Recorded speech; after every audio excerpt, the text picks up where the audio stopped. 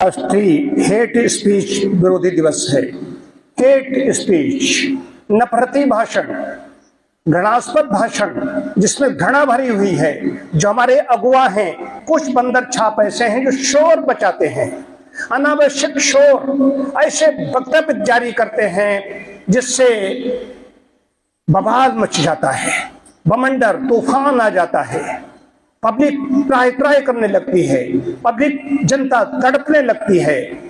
तो संतों ने क्या कहा, मनीषियों ने क्या कहा, ये बंदर छाप, ये पढ़ते तो कुछ है नहीं, इनका चिंतन तो है नहीं, खा खा कर मोटे हो गए। और हमारे गुरुजी, जो हमारे प्राकृतिक चिकित्सक गुरुजी डॉक्टर विकास मोदी, उन्होंने बहुत बड़ी बात कही थी, जो अननेसेसरी खाएगा, दूसरों का हिस्सा खा जाएगा, वो मोटा हो जाएगा और मोटे व्यक्ति की अक्ल मोटी हो जाएगी। तो एक कम अक्ल के लोग हैं। आप देखिए क्या हो क्या रहा है, उस पर सिर्फ वो वोट की खातिर ऐसा करते हैं।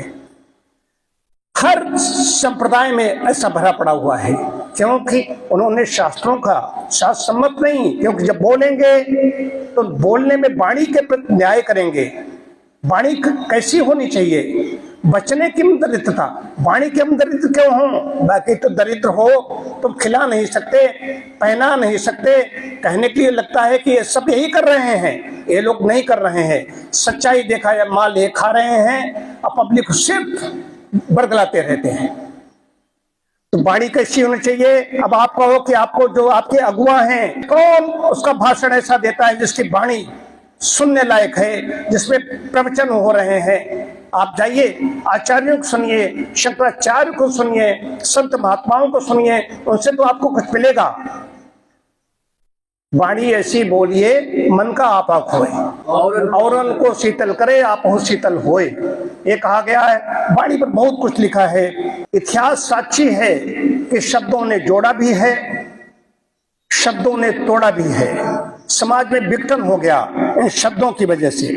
तो वाणी हमें कैसी रखनी चाहिए कि शब्दों में शक्ति होती है, उनका उपयोग जोड़ने के लिए करें, तोड़ने के लिए नहीं करना है।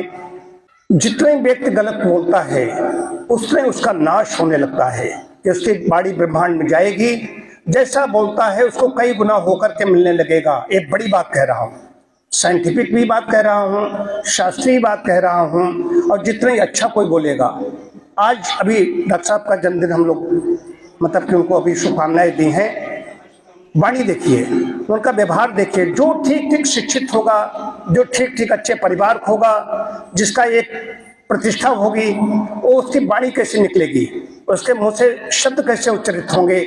आप उसके सामने बैठे हुए हैं, ये भी आज मैं इस वीडियो में कोट कर रहा हूँ। दूसरी चीज क्या, वेद हमारा कह ही रहा है, लेकिन एक जो कहावत में है, हालांकि दुआ है, कागा का को धन हरे, कोयल का को दे, मीठे बोल सुनाए के जग अपना कर ले।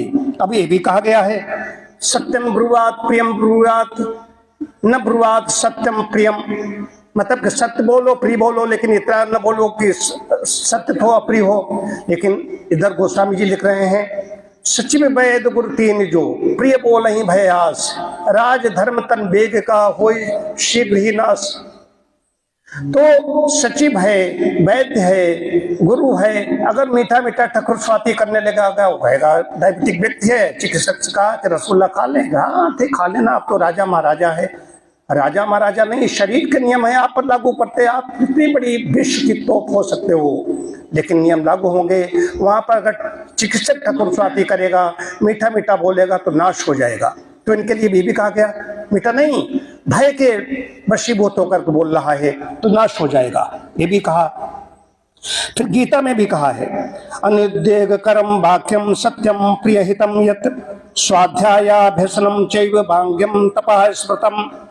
दूसरे के मन में उद्योग, बेचैन या परेशान न करने वाली, सत्य प्रिय, मीठी और हितकारी, लाभ पहुंचाने वाली बोलने की आदत तथा वेदों और शास्त्रों का अभ्यास, यही वाणी का तप कहा गया है। वाणी का तप कहा गया है। हिंसा वाणी से भी होती है, लेकिन न्याय की बात कही जाती है। बच्चे हैं घर में, बच्चे से कोई दुश्मनी नहीं होती, लेकिन माता है, पिता है, दादी दादा है, उनको डांटते भी हैं, प्रताड़ित भी करते हैं, इतना दंड देते हैं जो उसके लिए बर्दाश्त कर सके, इसलिए था कि वहां पर उसके प्रति न्याय हो रहा है।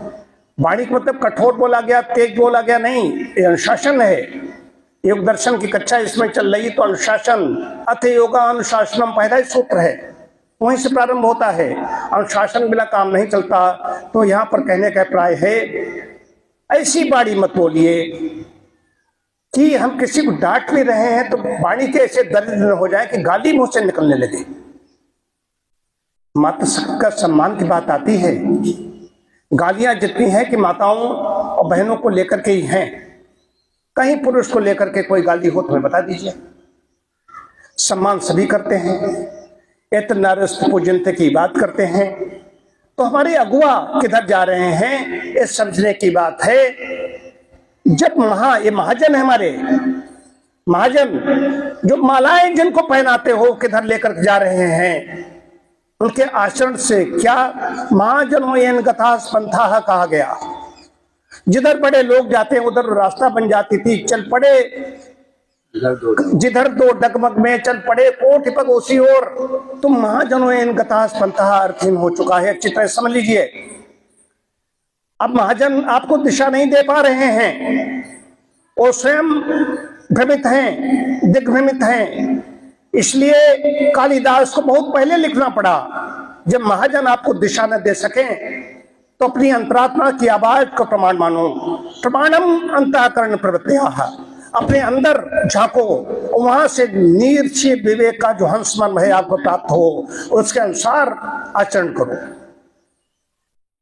बात ये नहीं, ये जो कुछ हो रहा है इसमें राजनीति में आओगे, राजनीति पहले ब्रह्म नीति आती है, ब्रह्म नीति से लेकर सब कुछ गड़बड़। राजनीति द्वारा कृष्ण ने विश्व का कल्याण करना चाहा, लेकिन राजनीति अधूरी है। राजनीति कहती है था राजा तथा प्रजा, जैसा राजा होता है वैसी प्रजा हो जाती है, लेकिन नहीं, राजनीति पहले ब्रह्म नीति आती है। जिस प्रजा का मस्तिष्क विद्या द्वारा शुद्ध और परिष्कृत कर दिया गया है वही सही राजा का चयन करती है। ये भ्रष्ट प्रजा, भ्रष्टाचारी शासक चुनते चुनते स्वयं नष्ट हो जाती है। ये बड़े विषय हैं। तो बात वाणी की आ रही है, वाणी का संयम होना चाहिए। आप किसी को नाराज भी हो रहे हो, लेकिन वाणी असंयमित कैसे हो जाए, अमर्यादित कैसे हो जाए, असंसदीय जिसे कहा गया वाणी कैसे हो जाए। ये असंसदीय वाणी संसद में ही हो सकती है। हम लोगों को, हम सब समाज के लोग हैं, हम बंदर छाप नहीं हैं, इसलिए वाणी पर दृष्टि रखनी पड़ी होगी, कड़ी दृष्टि रखनी होगी। आज इतना ही। प्रणव ध्वनि। ओम शांति शांति शांति।